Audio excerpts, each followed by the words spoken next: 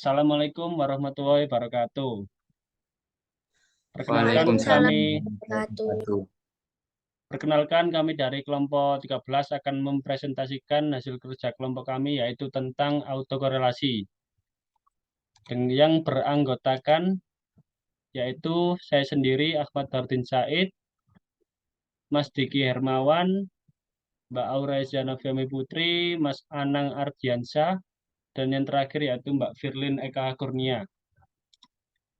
Berikut adalah submateri dari autokorelasi, yaitu yang pertama pengertian autokorelasi, yang kedua estimasi keberadaan autokorelasi, yang ketiga konsekuensi praktis autokorelasi, yang keempat mendeteksi autokorelasi, dan yang kelima yaitu solusi autokorelasi.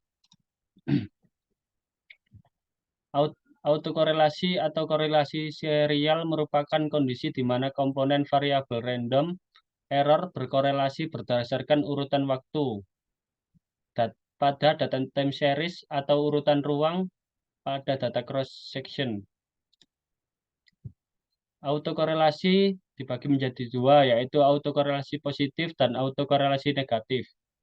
Autokorelasi positif yaitu autokorelasi yang ditandai dengan tanda error yang sama antar pengamatan.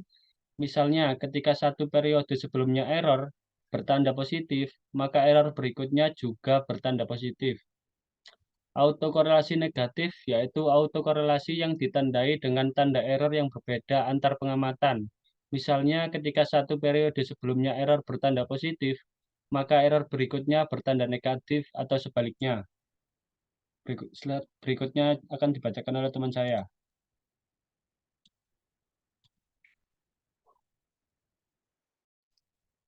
Estimasi keberadaan autokorelasi. Yang pertama adanya kelembaman atau inertia.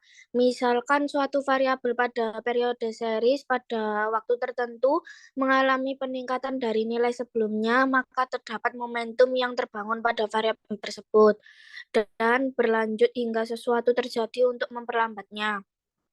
Yang kedua, adanya fenomena laba-laba atau cobweb phenomenon.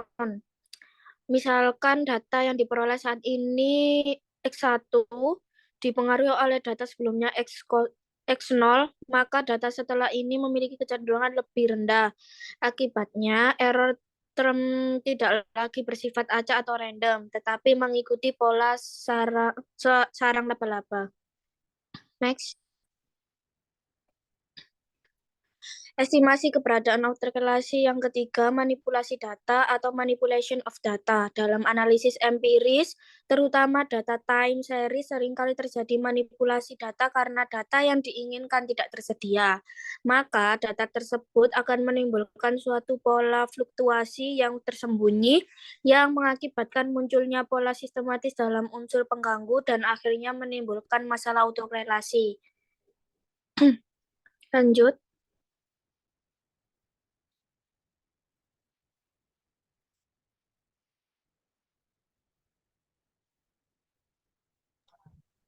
Muncul, Mbak. Next. Sudah? Belum. Sudah muncul? Belum, Mas. Sudah? Belum. Nah, yang keempat, bias spesifikasi kasus pengeluaran variabel. Misalkan kita memiliki model YT sama dengan beta 0 tambah beta 1x1T ditambah beta 2x2T ditambah beta 3x3T ditambah epsilon T. Tetapi kita meregresikan model berikut. YT sama dengan delta 0, beta 0 ditambah beta 1x1T tambah beta 2x2T tambah VT. Jika model pertama adalah model yang benar, maka melakukan regresi kedua sama halnya memisahkan VT sama dengan B3X3T tambah ET. Jika X3 memang mempengaruhi Y, maka VT akan terdapat pola yang sistematis yang menimbulkan autokorelasi.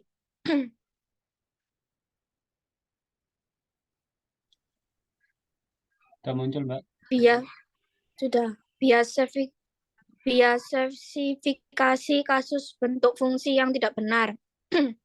Misalkan model yang benar adalah YT sama dengan beta 0 tambah beta 1 X1, T tambah beta 2 X2 1, T tambah epsilon T, tetapi tidak meregresikan model berikut. YT sama dengan beta 0 tambah beta 1 X1, T tambah epsilon T. Next, akan dilanjutkan kelompok saya yang lainnya. Terima kasih. Konsekuensi praktis autokorelasi. Yang pertama, estimator yang dihasilkan masih unbiased dan konsisten, namun tidak efisien, yaitu variannya tidak minim. Yang kedua, MSE, estimasi standar error dan varian koefisien regresi yang didapat akan underestimate. Yang ketiga, adanya autokorelasi yang kuat akan menimbulkan spurious correlation atau korelasi semu.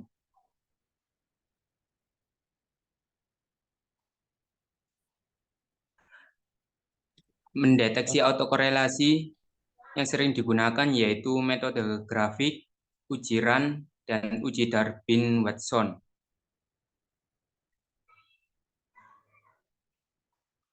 Metode grafik. Metode ini merupakan metode yang paling sederhana untuk mendeteksi autokorelasi, sekaligus merupakan langkah awal untuk mendeteksi autokorelasi. Sesuai dengan definisinya, metode ini membandingkan antara residual dengan variabel X. Selain itu, dengan membandingkan antara residual ke T dengan residual ke buka kurung T kurangi 1 tutup kurung. Pada bagian A, terlihat bahwa grafiknya membentuk pola siklus sehingga diindikasikan terdapat autokorelasi. Hal itu juga didukung dengan grafik antara residual ke T dengan residual ke buka kurung T kurang 1 yang menunjukkan ada hubungan linier. Pada gambar tersebut terdapat autokorelasi positif dan negatif. Autokorelasi positif terlihat pada bagian A, sedangkan autokorelasi negatif pada gambar bagian B. Selanjutnya akan dilanjutkan oleh teman saya. Oke, saya lanjut. Untuk uji Darwin-Watson juga memiliki kelemahan, yaitu ketika berada antara nilai DL dan DU atau antara 4 kurangi DU dan 4 dikurangi DL, maka keputusan autokorelasi tidak bisa diketahui mempunyai autokorelasi atau tidak, sehingga dilakukan uji lain bisa dengan metode grafik atau metode formal lainnya.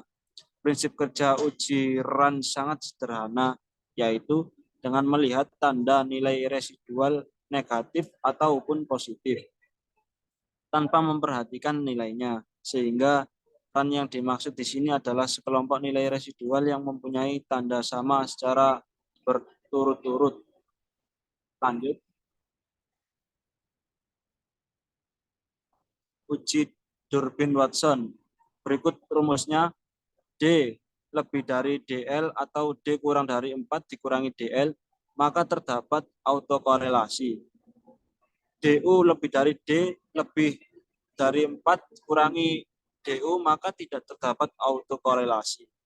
DL lebih dari D lebih dari DU atau 4 dikurangi DU lebih dari D lebih dari 4 dikurangi DL, maka tidak ada kesimpulan.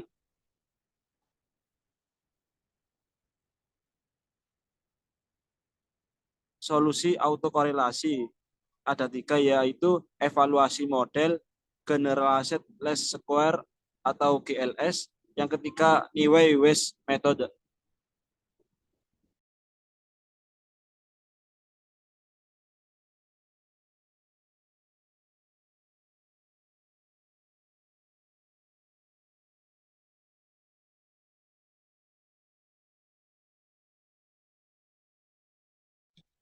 Sudah muncul kah? Sudah. Saya mau menambahkan solusi autokorelasi penjelasannya. Yang pertama, evaluasi model. Langkah pertama yang harus dilakukan untuk mendeteksi autokorelasi yaitu dengan mengidentifikasi apakah autokorelasi itu. Yang kedua, generalized least square. Setelah kita mengetahui ternyata pure autocorrelation, maka langkah selanjutnya yaitu salah satunya dengan melakukan transformasi. Transformasi ini dilakukan dengan mengurangi nilai variabel bebas dan terikat pada waktu ke T. Dengan waktu ke T-1, GLS ini bisa digunakan jika nilai roh didapatkan. Permasalahannya, roh didapatkan dari nilai populasi yang sulit diperoleh, sehingga perlu dilakukan roh berdasarkan data sampel. Yang ketiga, Newell-West method. Pada metode mengasumsikan bahwa sampel yang digunakan besar, dalam perhitungannya digunakan software statistik, salah satunya adalah AVWOS. Selanjutnya, Mas. Ini merupakan contoh soal.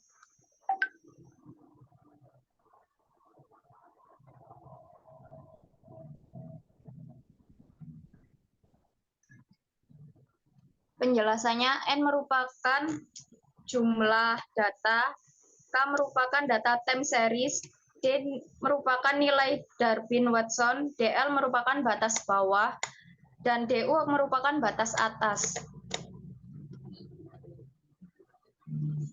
Next. Next, Mas.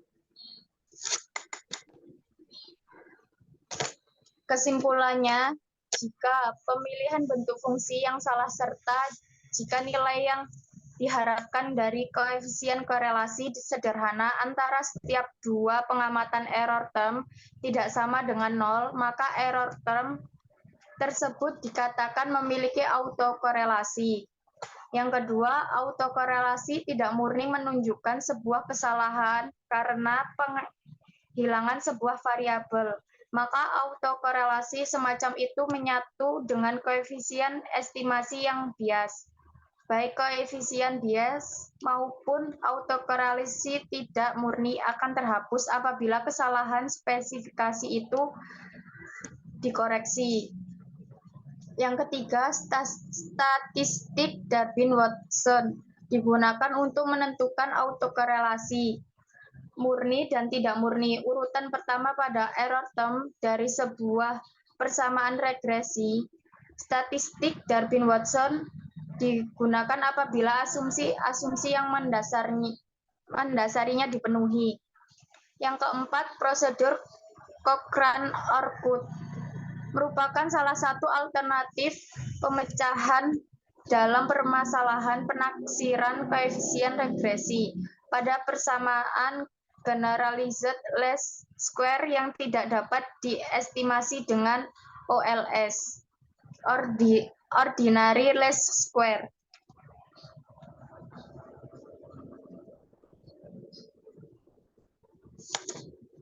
Sekian presentasi dari kelompok kami. Wassalamualaikum warahmatullahi wabarakatuh. Waalaikumsalam warahmatullahi Waalaikumsalam warahmatullahi wabarakatuh.